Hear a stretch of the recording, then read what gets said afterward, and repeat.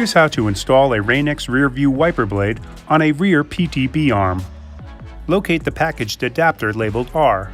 To install, align the R adapter so that the arrow on the top is pointed in the same direction as the arrow on the wiper blade base. Press the adapter onto the wiper blade until it locks into place with a click.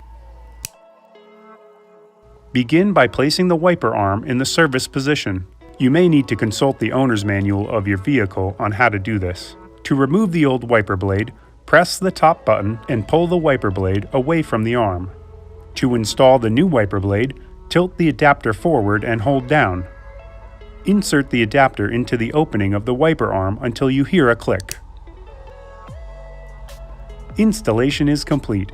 You are now ready to outsmart the elements with Rain-X RearView.